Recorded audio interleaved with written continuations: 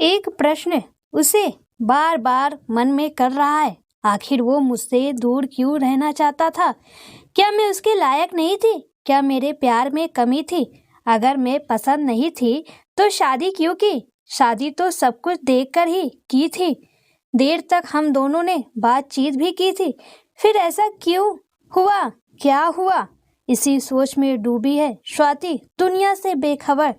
दरवाजे की घंटी बजते ही वह उठकर दरवाजा खोलने गई। दरवाजे पर अपनी बहुत पुरानी सहेली अरुणा को खड़ा देख उसने हंसने का असफल कोशिश करते हुए कहा, अरे अरुणा, तुम आओ आओ, इतने दिनों बाद कैसे याद किया?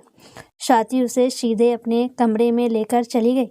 अमूमन किसी के आने पर उसे ड्राइंग रूम में ही बैठाया जाता है, लेकिन अरुणा उसकी खास सहेली है जिसे कमरे तक ले जाने में घर में किसी को कोई आपत्ति नहीं हो सकती। अरुणा और स्वाति बैठकर बातें करने लगी। स्कूल की बातें, कॉलेज की बातें, घर परिवार की बातें। पुरानी बातें याद करके अरुणा हंसती खिलखिलाती, लेकिन स्वाति जबरदस्ती मुस्कुरा कर रह जाती, जैसे हंसी किसी ने छीन ली हो। अरुणा बहुत देर तक उसके चेहरे को पढ़ती रही।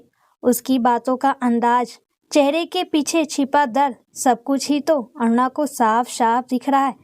वह पूछ बैठी, स्वाति, तेरी शादी को अभी मुश्किल 2 महीने ही हुए हैं, लेकिन चेहरे पर ये उदासी कैसी?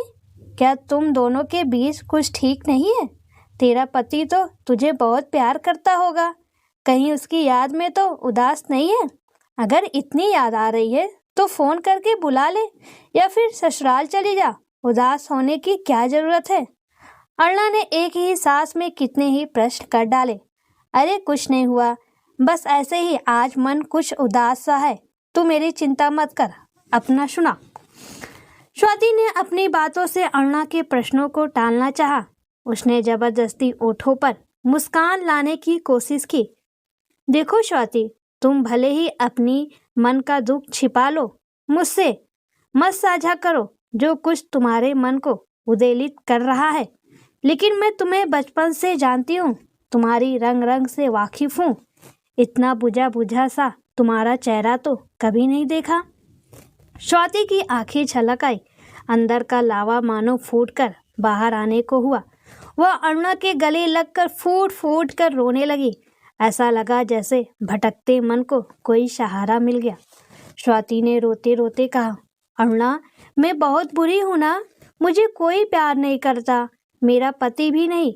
2 महीने ही हुए थे शादी को, शादी टूट गई, सब कुछ बिखर गया। अरुणा, सारे सपने टूट गए। कितने हसीन सपने लेकर मैं ससुराल गई, लेकिन सब बिखर गए, कुछ नहीं बचा। अश्रुधारा ने उसके गालों को गीला कर दिया। अरुणा ने गालों से लुढ़कते आंसुओं को अपनी अंगुलियों से पोंछते हुए कहा, स्वाति, क्या हुआ? कुछ बताओ भी, या रोती ही रहोगी? तुम जैसी सकारात्मक विचारों वाली लड़की इतनी निराश? जब जीवन में कुछ नहीं बचता तो निराशा ही घर करती है। अरुणा, क्या शादी तक ही जिंदगी सीमित होती है? क्या हम स्त्रियों का वजूद इतने तक ही सीमित है? पति का प्यार पाना ही सिर्फ खुशी है इस दुनिया में? अरुणा ने उसे प्यार से डांटते हुए कहा, जानती हूँ अरुणा, मन को बहुत समझाती हूँ, लेकिन बार बार यह हीन भावना मन में आ जाती है कि मैं बहुत बुरी हूँ, इसलिए मेरी शादी टूट गई। मैं अपने पति का प्यार नहीं पा सकी। जानती हो, शादी के बाद कुछ दिनों तक हमारे बीच बातचीत होती रही, लेकिन बाद में मेरे पति ने कमरे में आना, मुझसे बात करना भी सब बंद कर दिया। अपनी माँ के कमरे में दरवाजा बंद करके बैठ जाता। पूछने पर जवाब मिलता, वर्क फ्रॉम होम चल रहा है। मैं चुप हो जाती। धीरे धीरे एहसास होने लगा कि वह मुझसे दूर रहना चाहता है। मैंने उसके बाद भी बहुत कोशिश की, अपनी जिंदगी संवारने की, बहुत दुख तकलीफ सहती रही, अपने आत्मसम्मान को दबाकर हर संभव कोशिश करती रही, मगर सब कुछ बेकार रहा। रवि के दिल में जगह नहीं बना पाई। कहते कहते स्वाति फिर रो पड़ी। स्वाति, ऐसे लोगों के लिए क्यों आंसू बहा रही हो जिन्हें इंसान की कद्र ही ना हो? मेरी जिंदगी से जुड़ा अहम फैसला है, इसलिए ही तो आंसू बह रहे हैं। तुम्हारी सास ने कुछ नहीं कहा? मेरा मतलब कोई मध्यस्थता नहीं की। नहीं अरुणा, वो भी रवि को ही सही ठहराती, कहती उसके ऑफिस का बहुत काम आ गया है, उसके कमरे में मत जाना, कॉन्फ्रेंस कॉल पर है। आखिर उसके इस व्यवहार का कारण क्या था? मेरा मतलब कुछ तो बात रही होगी, अरुणा ने बीच में ही टोका। पता नहीं अरुणा, शायद कोई और हो उसके दिल में, उसने कहना जारी रखा। दिन तो जैसे तैसे बीत जाता, रात को बिस्तर पर आते ही वह मुंह फेर कर सो जाता था। मैं कोशिश करती बात करने की तो कहता नींद आ रही है, सोने दो। अरुणा, कितनी अजीब बात है। या फिर उससे शादी क्यों की? पता नहीं क्यों, मुझे कोई कारण भी तो समझ नहीं आया। दिन भर घर के सब काम करती, किसी को कोई शिकायत का मौका नहीं देती, फिर भी वह मुझसे ऐसे व्यवहार करता मानो मैं उसके लिए अजनबी हूँ। कुछ देर दोनों के बीच मौन पसर गया। अरुणा को भी कुछ कहते नहीं बना। अचानक स्वाति आगे बोली, क्या क्या बताऊं अरुणा, मैं रात भर प्रतीक्षा करती रहती कि कब रवि मुझे गले लगाएगा, कब मुझे प्यार से छुएगा, किंतु वह दिन कभी आया ही नहीं। जब कभी मैं उसे छूने की कोशिश करती तो मेरा हाथ छटक देता। मैं रात भर रोती रहती। न जाने कितनी रातें मैंने आंखों में ही काटी। हर रात के बाद अगले दिन का प्रतीक्षा करने लगती। धीरे धीरे सर्व का बांध टूटने लगा। क्या तुम दोनों हनीमून पर नहीं गए? वहाँ भी ऐसा ही व्यवहार था उसका? अरुणा ने जिज्ञासा प्रकट की। स्वाति ने कहा, मत पूछो, उसकी भी एक कहानी है। वह तो कहीं जाना नहीं चाहता था, झूठ बोलता रहा कि टिकट करवा लिया है मनाली जाने का, लेकिन जब जाने का समय आया तो कहने लगा वहाँ जाने में खतरा है, इसलिए टिकट कैंसिल करवा दिया। मेरा मन बहुत दुखी हुआ। असल में वह झूठ बोल रहा था, उसने टिकट बुक करवाया ही नहीं था। मेरी माँ ने उसके बड़े भाई से बात की। भाई के समझाने पर वह मुझे मनाली लेकर गया। फिर क्या हुआ? अरुणा ने बड़ी उत्सुकता से पूछा। वह साथ होकर भी मेरे साथ नहीं था, बिस्तर पे साथ होकर भी अलग अलग ही रहे। ऐसा लगा कि जैसे बेमन से वहां आया।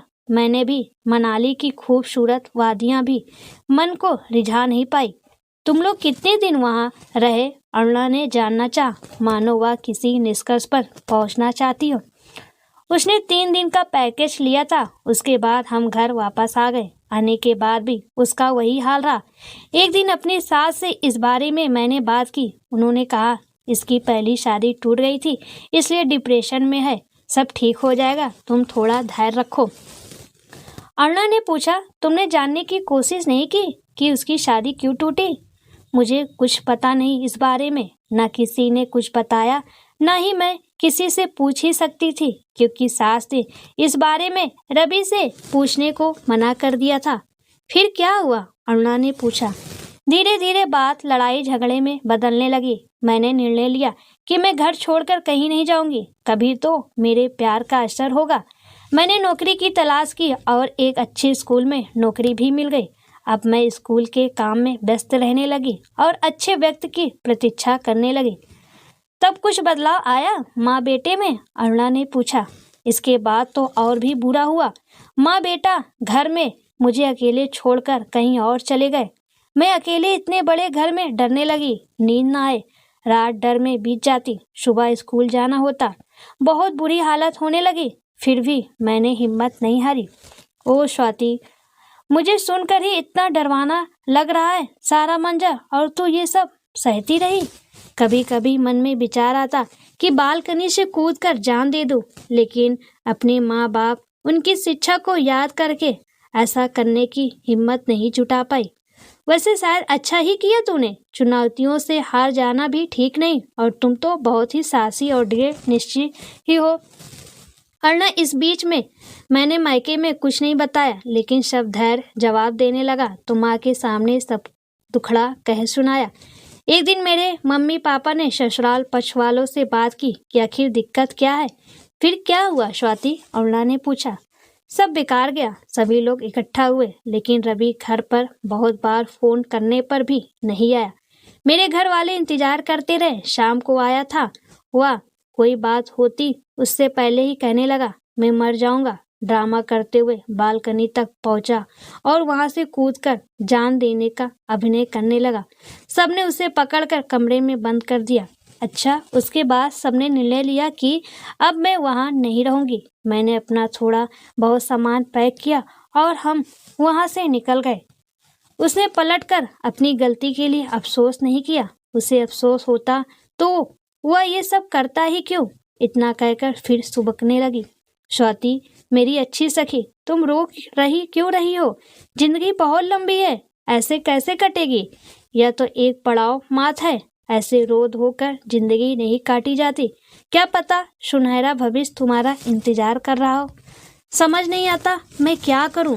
रवि से तलाक ले लूं? ऐसे रिश्तों का टूट जाना ही बेहतर है। आगे बढ़ो, भविष्य तुम्हारी प्रतीक्षा में है।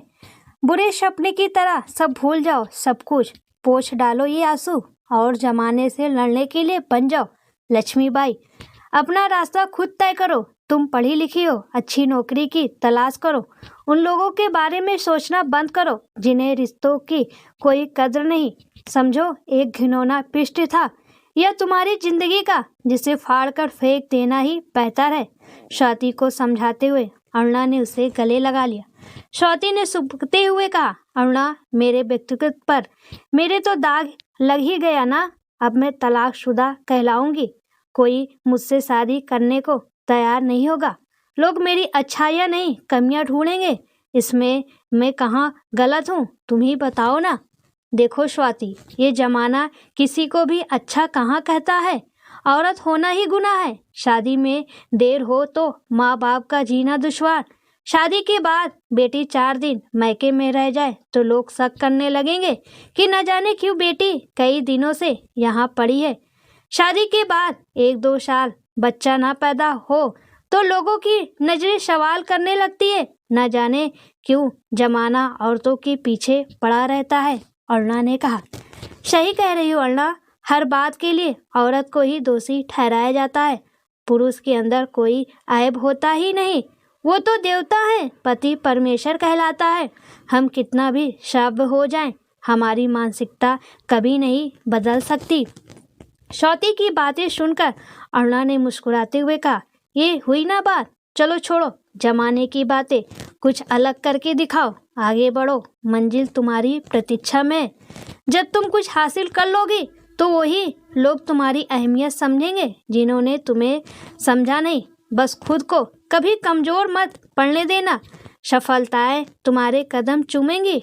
एक दिन सारी खुशियां तुम्हें मिलेगी और चाहने वाला भी मिलेगा। वक्त आएगा तुम्हारी पनाहों में भी।